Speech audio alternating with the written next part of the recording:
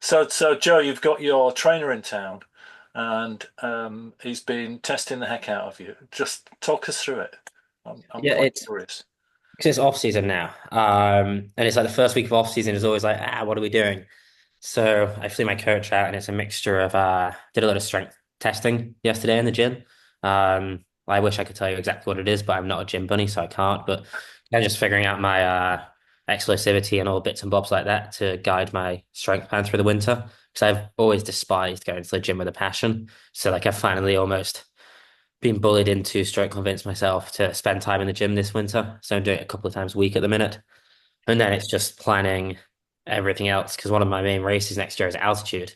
So we're trying to figure out, can we bring altitude tents into winter? Can we use this or that and do this research paper? So it's been a really fun couple of days, like because I'm ready for a holiday, but it's like, right, let's get all this done for winter and then a break and it's exciting. Yeah, cool. So explosivity, altitude, heat. You've said Trying ketones. ketones as well, which we're not. The research on ketones is a little bit. It works, but it's like that. So And what's the just for layman? Tell us the ketones thing. I've never heard about this. I'm quite curious. honestly, I'm not clever enough to the actual science behind it. It's just a really small shot, made literally like a normal vodka shot or whatever. You neck it a couple of times a day, and the science behind it, I'm not sure that's what we're looking into. But it's meant to aid recovery, and we're thinking if it aids recovery, can I train harder and therefore get more effectively benefits? The issue is it's really bloody expensive. Yeah. Like to do an 8 week trial that we'd be looking at, it's about 2 grand. So we're Wow. debating. We're kind of because my coach is a PhD researcher at Loughborough University. We're kind of can we do a quote unquote ghetto research paper and like get blood tests before, do power testing before, and then see if it actually has an impact. The data and the research says it does, but it's like was the research paper just guided by someone, or does it actually work for a real life athlete in the field just trying it? And we're like, nobody's done any research, so if nobody's done any research. What we want to read, why don't we just do it ourselves? Yeah, sounds interesting. Same with altitude. Planning my calendar for next year. One of the races finishes at 3,000 meters. And I mean, I'm a Lincolnshire boy. I'm born at like 2 meters. So we're trying to figure out what's my optimum altitude, when to use it, when to use an altitude tent. Do I go to altitude and also have an altitude tent there? Um, and it's just a few bits like this. It's like if we have access to the equipment through like just researching or I write an article about it.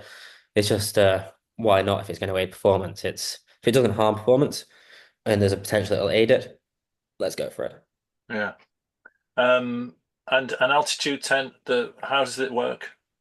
Um, like it depends which one you use. Some are really rough and it's like almost think of a small pop-up tent from Decathlon over your bed and it's like a sweat box inside it.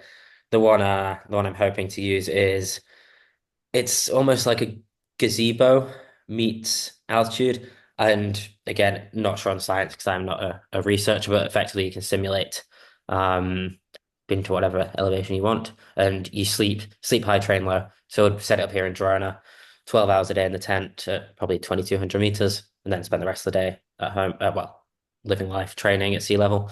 Yeah. And we're just we also want to see if it's like is it just a training camp effect or is it the altitude? Because often when you go to an altitude camp, well, both my coach and I debate that a lot of the gains are just from being like the perfect athlete.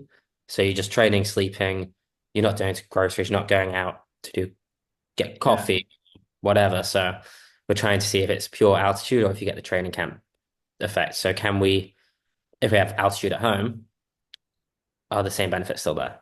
Yeah. Yeah. Yeah. Cool.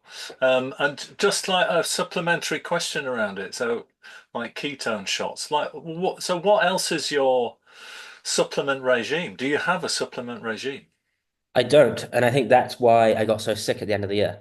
Because I've always, my whole career, I've been very much, I don't want to take anything which I don't have to. It's too much of a risk with potential anti-doping or whatever. But I'm starting to realize as I get older and as I spend 200 plus days on a year, I've just got to supplement myself because airports, traveling, just time zone changes so many in a year.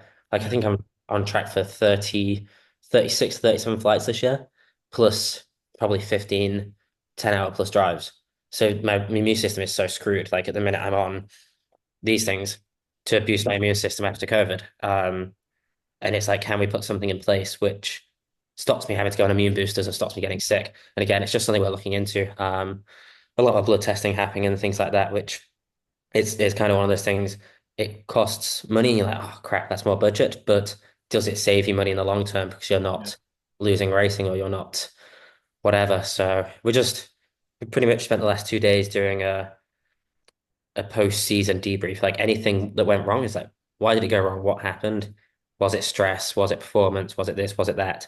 And when you look at the data mixed with, say, my personal feelings on it, you can quite quickly get a map of the season and you have 5 or 6 things where you go, this is so subpar that it's such an easy win. It's like the low-hanging fruit and going back to basics is what a lot of it comes to, but we get kind of so kind of locked up in doing special things, which I suppose you can argue this ketone thing is maybe a special project. Sometimes you forget to just go to bed at night at yeah, 10. yeah, So it's trying to go back to basics on some things, and then the the cool projects we can do, making sure they're perfect.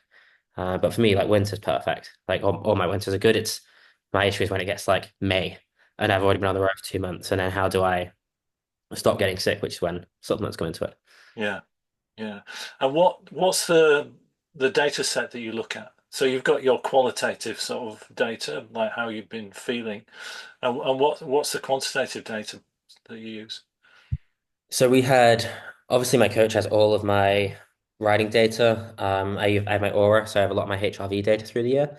But one of the key things we used to see where, because obviously I was pretty much world class at the start of the year, and I dipped in the middle, and Yeah, we realized when I dipped there was a lack of 2,000 kilojoule rides, which is effectively riding 3 hours at zone two. So when my dip in performance came was right after I wasn't riding enough. So kind of inverse to what we were just saying that I do need to rest more, but it's like I also need to maintain consistency in training more, which we looked at KJ rides versus travel days versus race days, and we realized I was traveling and racing so much I wasn't training enough. mm, So I was kind of running on fumes by the end of my race blocks. I couldn't train and recover. It was one of those looking at those three things together. But for me personally, as an athlete, the biggest thing is often losing days to travel. So we're trying to optimize where's my home base going to be in the US next year that can A mean I can relax and not just kind of go house to house, and B mean I can get as much training relative until riding. Yeah, travel. Exactly. Because if you spend, say, do 36 flights this year, that's probably 30 days, including connections. That's a month of training. yeah, That's like 80, 90 hours of training gone a year. Um, so it's trying to optimize stuff like that in the season, which yeah, is, we even had the debate last night at what point, so like at what point drive, as in 10-hour drive in the US, what hour mark do I just fly? So is it 10 hours? Is it 11 hours? Is it 8 hours? And we were trying to figure out that. And our plan is to just almost put together, Alex, my coach, called it a performance risk assessment. So wherever there's a risk, we have a why and a what. So risk, you're traveling too much. Why, I train less. What can we do yeah, to mitigate that? And yeah, he said performance risk assessment. I was like, wow, that's genius. And it's quite a nice way of looking at athlete performance. But it's yeah, just, I think 3 weeks ago, I wasn't really in the mental space to do all of this because I was a bit down still that I wasn't racing. But now the race calendar's finished. And I'm feeling a lot healthier after getting sick. It's like, oh, cool. We can plan and then I can go on holiday. yeah.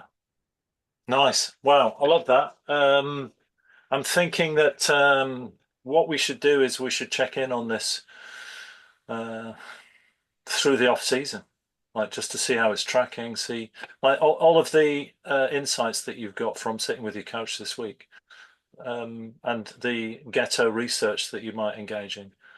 Be good to sort of check in with it and give people an update. It's nice. Thanks, Joe. It's awesome. Cool. Thank you.